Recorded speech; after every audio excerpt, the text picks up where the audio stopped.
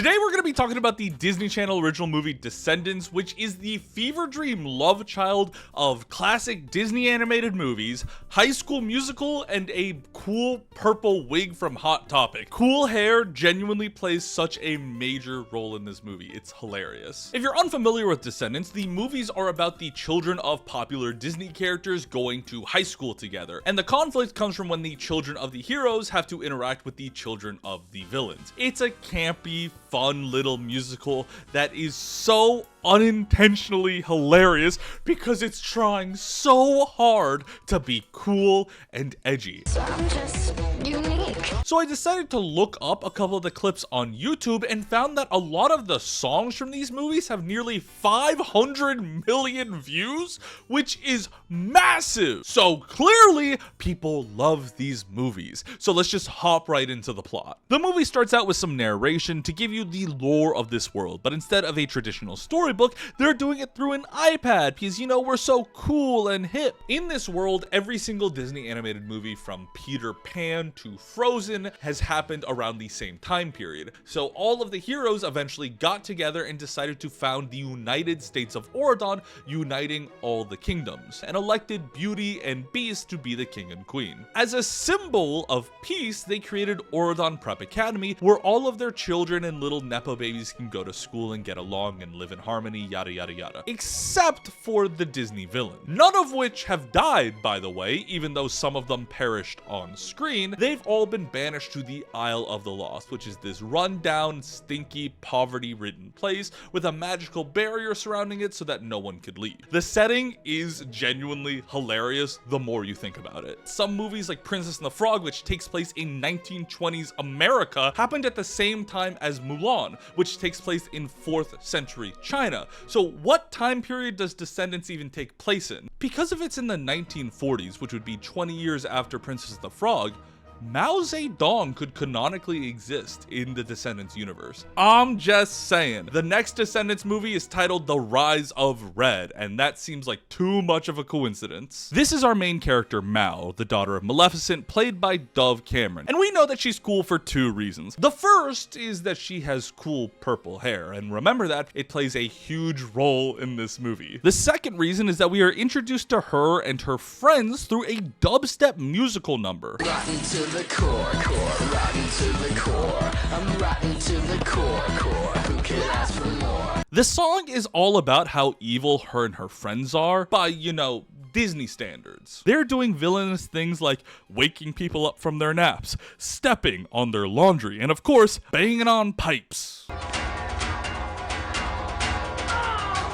Those damn rascals. Now, all of the characters in this movie are named after their parents, and from a writer's perspective, this makes sense, because it's an easy way for the audience to understand who everyone is related to. Mal is related to Maleficent. Her friend Carlos, played by the late Cameron Boyce, is the son of Cruella de Vil. Jay is the son of Jafar, and their friend Evie is the daughter of the Evil Queen from Snow White, which I guess Evil Queen is just her canonical name. Mal and her friends have been living on the island their entire life, and that gets shaken up when their parents tell them that they get to leave the island. Prince Ben, the son of King Beast and Queen Belle, is going to become king in a couple weeks for some reason. He's a 16-year-old attending high school. Like, Beast and Belle aren't sick or anything. I guess they're just tired of running a kingdom. They're French. Anyway, Ben's first royal decree is to start integrating some of the villain children into Auradon Prep Academy, because in his words, their children are innocent.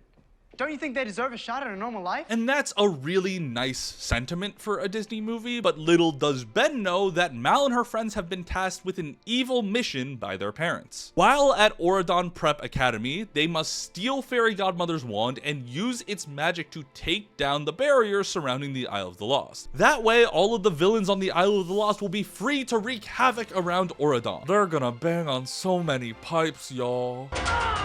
Also, Maleficent is played by Kristen Chenoweth of Wicked fame. How did they get Kristen Chenoweth in their Disney Channel original movie? Don't get me wrong, she kills her role as Mal's disapproving mother whose expectations she will never reach. But why is she in this movie? Anyway, the core four get to leave the Isle of the Lost in this cool rainbow limo thing, and right away they are enamored with the outside world. Mostly with things like peanut butter candy, TV, PNGs of candy bowls that some poor editor had to add at the last minute. And this continues at school where they're greeted with a huge marching band, people waving flags, and of course, Fairy Godmother, the head mistress of this academy, whose wand they're trying to steal. Right from the get-go, a lot of the prep kids are a little thrown off by Mal and her villain children friends, or VKs as the cool kids say, because they're messy and kind of slovenly and they have terrible manners. And let me just say, the actress who plays Fairy Godmother absolutely nails her church lady role. Bippity boppity, you know it. The only one who's really happy to see the villain children is Prince Ben, who is, very friendly and open because this whole thing was his idea. However, his girlfriend, Princess Audrey, is much more apprehensive. She comes off as very cold and rude towards Mal especially. And we find out that the reason for this is because her mother is Aurora, or Sleeping Beauty, whom Maleficent put a curse on for years, so immediately there's tension between the two of them. Now, Audrey is a really interesting character because anyone with media literacy can tell that they're setting her up to be the sort of mean girl antagonist for Mal and her friends, because Audrey keeps spouting things like, oh, they're the children of villains, we can't trust them, they might be up to something nefarious. And as a viewer, we're supposed to root for Mal and root against Audrey and see that as very prejudiced or elitist. But Mal and her friends are up to something nefarious. They're trying to steal the wand and destroy the kingdom. And it doesn't help that Mal is flirting with Audrey's boyfriend right in front of her. Like,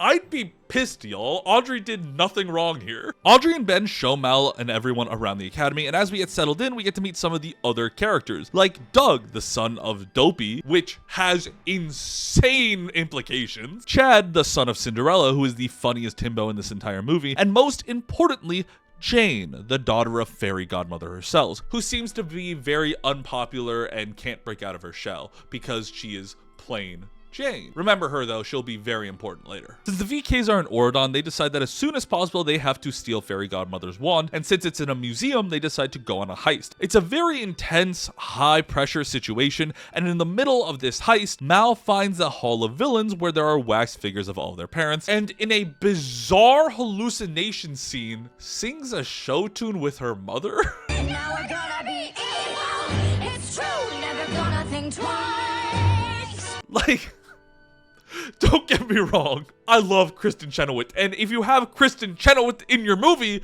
you have to have a Broadway show too. But this is such a strange place for it because it completely breaks up the mood of the scene. I am a huge fan of musicals, both Broadway and movies, and of all the musicals I've seen, both good and bad, Descendants has the most bizarre musical timing of anything I've ever seen. This was not the place for a peppy show tune about being evil.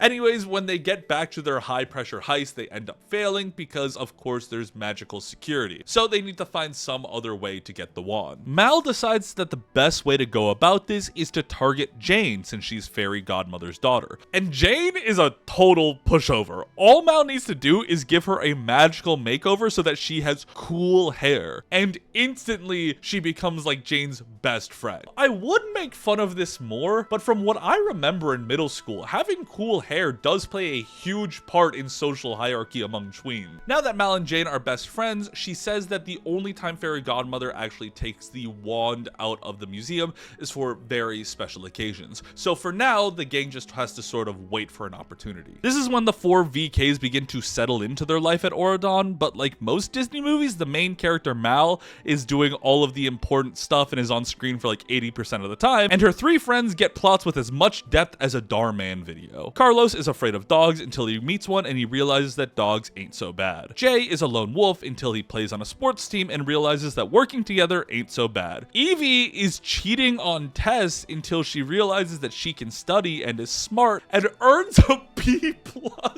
Like, I understand that they want to show that, hey, you don't have to just be an A student to see yourself as smart, but it really feels anticlimactic to have this be built up as like, no, you can be the smartest person in the world if you try, and then she gets a B+ and she's satisfied. God, I love this movie so much. Mal is the one who really has to drive the gang that, remember y'all, we're trying to destroy this kingdom, so don't get too settled. Through Jane, she finds out that the next time the wand is going to be used is during Ben's royal coronation, but the only people who are going to get close enough to use it are going to be Prince Ben, his parents, and his girlfriend. So now, Mal's plan is simple. Become Ben's girlfriend, attend the coronation, steal the wand, bang on pipes. And what is the most evil way to become Ben's girlfriend? Well, a love potion, of course, silly. What comes next is probably my favorite scene in this movie because it is so ham-fisted and tone-deaf. When making the love potion, they decide to make it into a cookie so that Ben will eat it, and in comes Mulan's daughter Lonnie. She sees the 4 villain kids struggling to bake and is just like, Wait, didn't your moms ever make you guys like chocolate chip cookies? Like when you're feeling sad. It's just different where we're from. Yeah, I know. I just, I thought even villains love their kids. It's one of the emotional climaxes of the movie where the 4 VKs realize that they actually had very traumatic upbringings and that their parents aren't all that great and probably don't really care about them. This is one of the parts of the movie that I feel should have gotten a song so we could check in with each character and see how they're processing this information. But no. Show tune during the heist is all good, but kids learning that they actually had abusive parents? No. And the more I think about it, the stranger this scene is, because first of all, whether your parents baked you cookies or not is not an accurate measure of whether they love you. Maybe they just had a gluten allergy or their parents were busy working a job. And also, I refuse to believe that 4th century Chinese soldier Mulan was baking chocolate chip cookies on the regular. This woman did not know how to cook. And even if she did, as someone who is Chinese American and grew up with a Chinese grandmother, if you weren't feeling well, you weren't getting chocolate chip cookies. You were getting handmade egg rolls and dumplings, and you had to help out. Anyways, the 4 VKs complete the love potion and they successfully roofie Ben so that during the tourney game, which is just the latest in what I'm told is a long line of made up Disney Channel original movie sports, Ben sings a rock ballad about how much he's in love with Mao, publicly asking her out in front of the entire school and his then girlfriend Audrey. Audrey gets done so dirty in this movie. You cannot convince me that she's a bad person. She did nothing wrong. Around this time, all of Mal's friends have sort of realized that, wait a second, maybe having money and nice things is better than having abusive parents. Maybe we should stay in Auradon. But Mal is still dead set on making her mom proud until she begins to catch feelings for Ben. You know, the guy she drugged into loving her. When I say it like that, it's a lot less cute. Ben takes Mal on a picnic and is doing like boyfriend things like feeding her strawberries and going for a swim in a magical river. During this, Mal realizes that this is what it feels like to have someone actually care for you and sings a, wait, am I a bad person? Lamenting power ballad. Which is like the only time in this entire movie where it's actually appropriate to have an emotional song, but I can't take it seriously because the entire time they are flashbacking to things that we saw happen 30 minutes ago. Mal is feeling really conflicted, and during this time she also starts growing closer with some of the other students, most notably Jane and Lonnie, who she is now giving constant makeovers to because cool hair. And because of her new friends and drugged up boyfriend, Mal is on the same page as the rest of the VKs that they like it here in Auradon. We like the people, we like the things, but we're still too afraid of our parents to actually defy them. So they're still planning on stealing the wand and destroying the kingdom, but Mal has a secret plan that she's so conflicted about her actions, she's going to try and break Ben's love spell because in her words, Ben still being in love with me just seems a little extra cruel. and this is one of the parts of the movie that genuinely confuses me because it's kind of good. This entire movie has been a campy, thinly veiled, poorly thought out allegory for classism and prejudice, but the idea of 4 children making choices they know are wrong and will actively make their lives worse because they are too afraid of their abusive parents to do otherwise is genuinely compelling, and the movie Descendants has no right to go this hard. It sure would be great if the 4 main characters got a chance to express those feelings, you know, I don't know, maybe through song? Nope. Huh? Okay then. Anyways, let's cut to an a cappella version of Be Our Guest by Beauty and the Beast. Now, I don't say this lightly. This is the whitest thing I have ever seen. They can sing, sing, sing. They can dance, dance, dance. After all, miss, this is France. Did the writers of Descendants just give up on having original songs in their movie partway through? Why is this in the movie? I'm so confused. Anyways, this is Family Day, the day before Ben's coronation, so everyone in Auradon is celebrating. People's families came from all over. The king and queen are here. They've got chocolate strawberries, and most importantly, Wheelchair Girl. Okay, this is bizarre, but I need to talk about it. The first time I watched through Descendants, I noticed this extra and thought, oh, that's cool, some diversity in a Disney Channel movie, even if it's with the extras. That's really cool. But she keeps appearing, like they'll cut to her at random times, not just in this movie, but in all the movies in this franchise. Who is she? She never gets a line and she never gets named. Is she the director's daughter or niece? Is she supposed to be Ariel's child? I don't know. I have no answers and I've searched for them. If you know who she is, please tell me in the comments below. I am going mad. More importantly, Audrey's grandmother is here, the mother of Aurora, and she recognizes Mal as the daughter of Maleficent. And she starts freaking out like, how could you invite villains here? Don't you know what they've done to this country? What they did to me and my daughter and my family? Don't you remember my proclamation to give the new generation a chance? A chance to what, Ben? Destroy us? They're clearly trying to parallel someone's bigoted grandparents having a freakout moment, but for whatever reason, a lot of the VK's friends like Lonnie, Jade, and Doug just go, you know what? Villains do suck and they should all leave. This comes out of seemingly nowhere and it's bizarre. Like, the only one who still likes the VKs are Ben, who they have spelled. Now that everyone hates the villain kids again, Mal and her friends are even more positive they're gonna steal the wand and destroy the kingdom. And to make things even worse, they get rid of Jane's cool hair. Beware, forswear, undo Jane's hair. The next day, it's time for the coronation where Mal needs to steal the wand and all the villain parents are watching this on TV. Now, it's not plot relevant in the slightest, but it's also the funniest scene in the entire movie because for the entire movie, they've been building up the parents as like the greatest villains the world has ever seen. But here they're just catty. I'm Snow White, bringing you up to the second coverage of Who's the Fairest of Them All.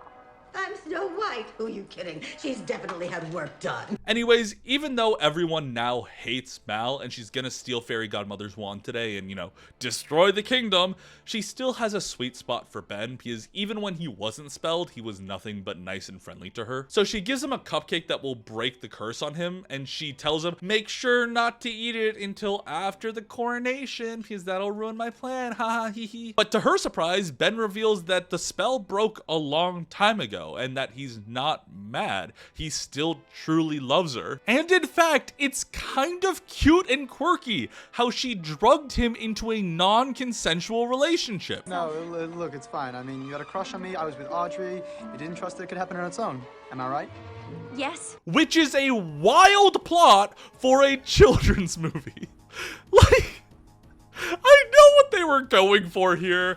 That, oh, it's the first time Mal has actually felt unconditional love because her parents never gave it. But Ben sees past her villainous ways and loves her for who she is, and aw, sweet. But also it really cheapens her relationship with the other VKs. Like, I thought those three supported you and loved you no matter what. And also, just reinforces that Audrey was done dirty. Anyway, the coronation proceeds, and they're gonna elect this 16-year-old boy king because Disney logic. During the ceremony, Mal sees her chance to grab the wand, but then she sees Ben, but then the wand, But then Ben, just then someone grabs the wand, but it wasn't Mal. It was plain Jane. She just wanted to use magic to give herself cool hair. We've come full circle, baby. Somehow, trying to give herself a magical makeover has destroyed the barriers surrounding the Isle of the Lost, setting free the terrible villains to bang on as many pipes as they want. Mal looks around at the situation happening and sort of just decides, well, I guess this is happening, and grabs the wand from Jane, but after talking with Ben and the rest of her friends, decides that she in fact does not want to be evil, she wants to be a good person. Aww. Boom! Surprise Kristen Chenoweth is here. She sees that Mal has betrayed her and freezes everyone in the room, except you can clearly see that everyone is just doing their best to stand still and they're kind of shaking around and blinking. Anyways, what happens next is a very cut and dry Disney movie ending. Mal and her mother fight, Maleficent turns into a dragon, but the VKs win with the power of friendship and turn Maleficent into a lizard. All of the other characters look at each other and decide, you know what? The VKs, they ain't so bad. And then end the movie with a huge dance party musical. There's also a scene where Mal and Audrey have this sort of like nod to each other, like, you know what? We're cool with each other now. But Audrey shouldn't be. Audrey was completely right this entire movie, and Mal was in fact evil, drugged her boyfriend, and set into motion a plan to destroy the kingdom, only to decide not to at the literal last second. Who knows though, maybe Mal will just give Audrey some cool hair off screen and they'll be fine. Overall, I can clearly see why this movie is so popular. I have so much toddler clout after watching this movie. Whenever I go over to my friend's house and talk to their kids, they think I'm the coolest person in the world just because I know about Descendants. The one thing I do have to say is that I kind of wish Descendants was 10 hours long because I do like the movie that much, but I feel like a lot of the side characters were wasted. Like Carlos, Jay, and Evie didn't really get their time in the spotlight, and that's a shame because all of the actors absolutely killed their roles here. Overall, I hope I have expressed how much I adore this movie and that you should go home and watch this yourselves immediately. Let me know though if you'd be interested in seeing me cover other Descendants movies or if there's another Disney Channel original movie I should watch, because holy crap was this fun. Other than that though, have a nice damn rest of your day.